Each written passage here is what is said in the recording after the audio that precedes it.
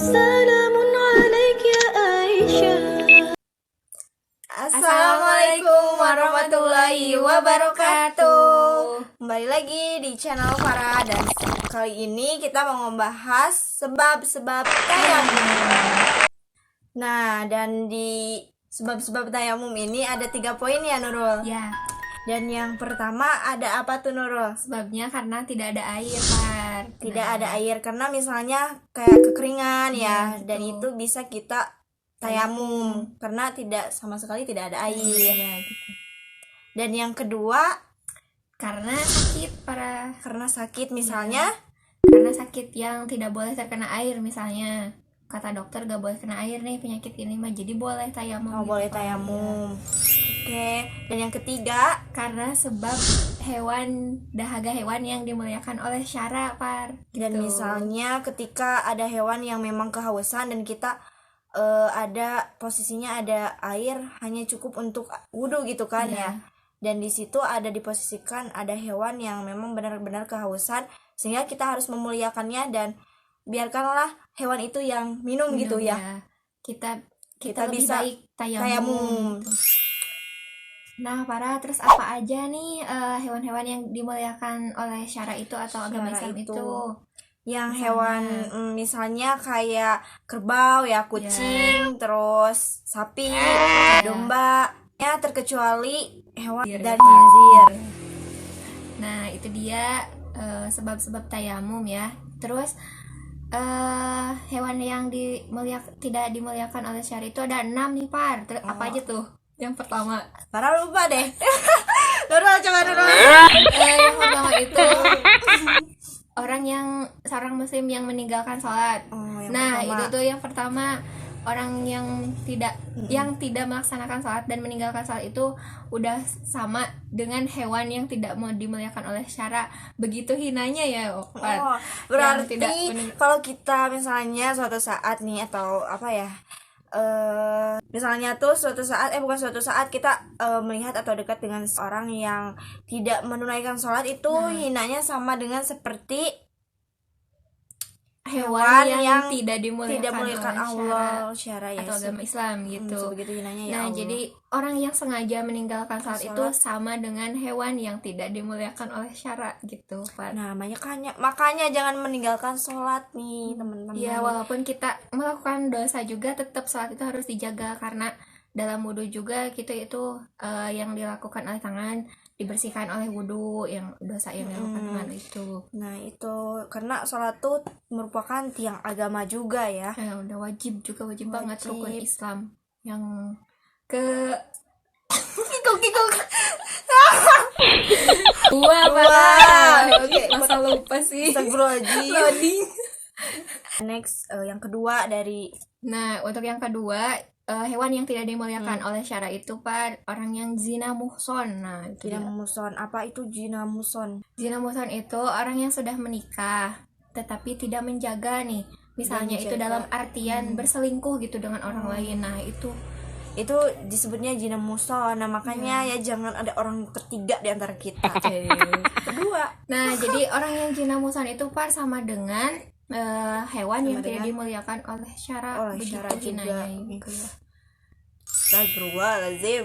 Dan yang ketiga dari Hewan yang tidak dimuliakan oleh syara itu, yang ketiga itu murtad, Par. murtad itu orang yang keluar dari agama. Iya, gitu. Agamanya. Nah, itu juga sama dengan hewan yang tidak dimuliakan oleh syara, dan setara dengan orang yang meninggalkan sholat tadi, Pak. meninggalkan sholat tadi. Nah, berarti orang yang meninggalkan sholat itu setara dengan yang murtad. Nauzubillah min dzalik ya. ya. Sama setara juga sama yang jina muhson tadi gitu, Pak. Sangat Jadi sama-sama ya, dimuliakan. Iya, tidak setara. dimuliakan. Dan disebutnya juga di sana di Sapinah itu hewan, Pak. Jadi Hewan. sama dengan hewan gitu. Dan yang keempat yaitu Kapir harbi. Nah, itu dia. Terus yang kelimanya itu Kelima. anjing galak, Pak. anjing galak. Nah, dan yang keenam nih, yang terakhir. Yang terakhir Itu khinzir ya kalau dalam bahasa Arab. Terus kalau bahasa kitanya mah bahasa itu kita, bahasa umum ya. ya Apa tuh? itulah bab 1 gitu. Bab 1. Itu yang yang diharamkan lah. Yang diharamkan. Nah, Pak, jadi itu dia kalau anjing biasa gitu, kalau galak itu enggak termasuk gitu. Kalau anjing galak itu masuk yang tidak dimuliakan oleh Tidak syara. dimuliakan oleh syara. Nah, itu dia, Pak. Jadi kesimpulan dari sebab-sebab Tayamum tayamum itu ada 3. ada 3. Yang pertama, tidak ada air. Ya, tidak ada air. Kayak Yang kekeringan kedua, gitu. Yang ya. kedua, Karena sakit. karena sakit. Yang ketiga, Karena dahaganya hewan yang ada dimuliakan oleh syara. syara. Nah, itu yang tadi yang tidak dimuliakan oleh syara hewannya. Jadi setara ya orang yang tidak Yang meninggalkan meninggalkan sholat sholat dengan hewan yang tidak dimuliakan oleh Allah ya. setara dengan anjing anjing galak, galak. setara dengan khinzir ya, seperti itu. Innalillah. Makanya kita jangan main-main nih Pak dalam Jangan main-main. sholat, jangan ditinggalkan dengan sengaja gitu.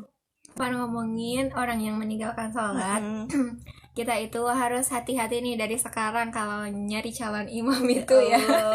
jangan orang itu jangan yang suka ninggalin sholat. Karena ninggalin sholat itu tadi balik lagi ke tadi setara dengan anjing galak dan khinzir. Nah, sama dengan kalau kita nikah nih sama orang yang selalu meninggalkan sholat, sama dengan kita menikah dengan hewan yang tidak dimuliakan oleh Ya syariat. Allah, Nauzubillah min dzalik ya. berjauhan. Makanya harus hati-hati nih Pak dari sekarang, mumpung kita belum nikah, masih ada kesempatan.